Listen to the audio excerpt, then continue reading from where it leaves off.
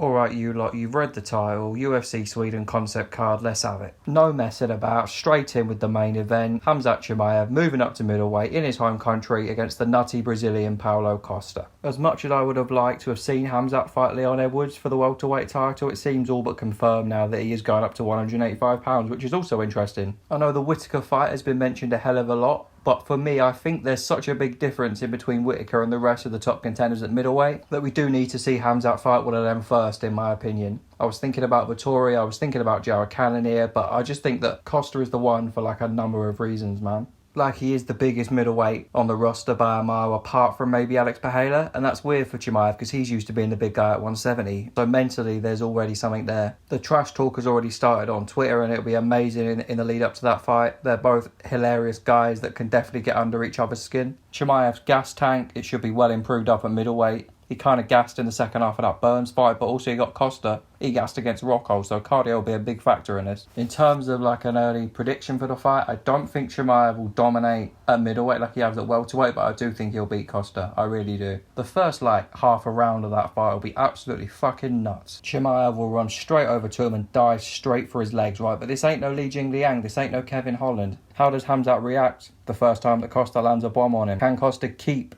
defending those takedowns, because they're going to keep coming? Such an interesting one, man.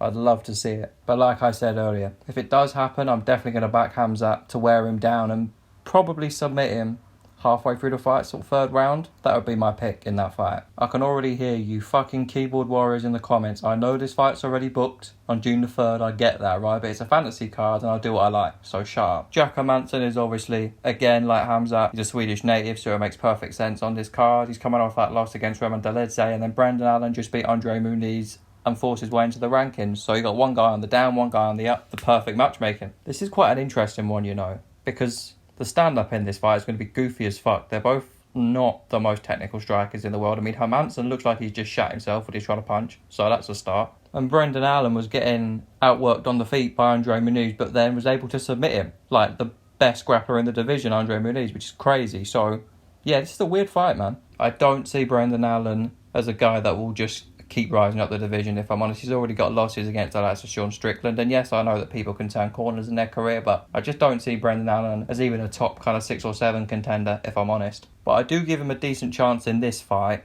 But if he does win this fight, I think he's almost guaranteed to lose his next one. However, I do think Jack will win this one, if I'm honest. I would just say he's maybe slightly better everywhere, not by a lot. It's a close fight. Could go either way. In my opinion, it's almost a nailed-on decision. I don't see there being a finish in this one. If there was, it would be on the ground. So I would say that Jack would use his top-level experience, which he's got a lot more of than Brendan, to win a decision. That would be my early prediction for that one. You didn't think I was going to leave him out, did you? Yes, I know Gustafson was left flatline KO by Krylov in London last year, but fuck it. We're in Sweden, he has to be on the card. He's just one of my favourite fighters ever, man. The movement, the uppercuts that finished off Glover Teixeira, bloody hell, this guy has a lot of talent. Fuck me. I honestly think that he should retire, if I'm being totally frank with you, but I just think that if there was ever a time to have one more fight, win, lose or draw, this has to be it for Gus. Choosing an opponent for him was actually quite difficult, like with everything I had in mind, but I decided I'd go with Modestas Bukauskas. He got cut by the UFC, went back to Cage Warriors, won the light heavyweight title again, and then came back to the UFC and got a really good win over Tyson Pedro. So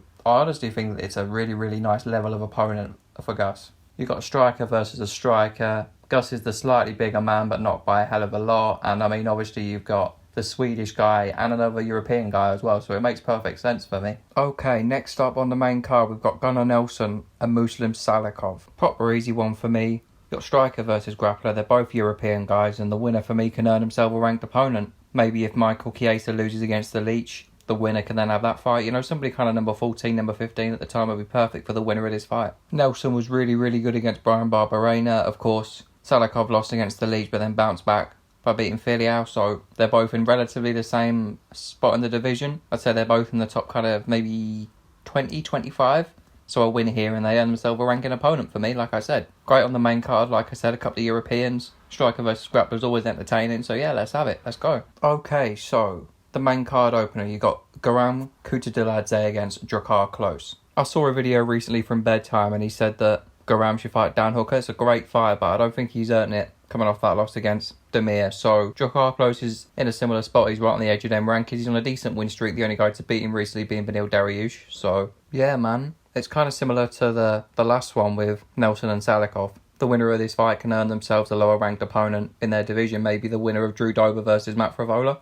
That could be a decent one for the winner of this fight. Then Goram obviously trains out of All Stars and has lived in Sweden for a hell of a long time now. That obviously works on this card with it being in Stockholm. So yeah, there's a lot of reasons, and it'll be a stand-up fight for the most part. There are a couple of strikers. It's an awesome fight and a great way to start off any main card if you ask me. I also thought that I'd have a little look at some prelims as well, and I think a great headliner for the prelims is Andrei Olofsson against Blagoy Ivanov. Olofsky's obviously a complete legend of the sport. I mean, he's 44 now. He's actually won 6 out of his last 8, which is amazing when you think about how long he's been in the game. He hasn't fought in Europe since 2018, and in Ivanov you've got another veteran there, another well-known name, another European heavyweight, so it just works so well. Considering how long they've both been around, it's actually pretty mad they haven't met before, but I think this is the perfect time for them to meet. Both coming up towards the end of their careers, and it's just a fun fight, man. I like this one a lot. This was another easy one, to be fair. Pani Kianza against Jana Santos. Kianza is obviously Swedish, well, she's Iranian born, but she fights under the Swedish flag. She's number 7 in the division. Her last fight was against another Swede, Lena Landsberg, but that was a while ago. She's ranked number 7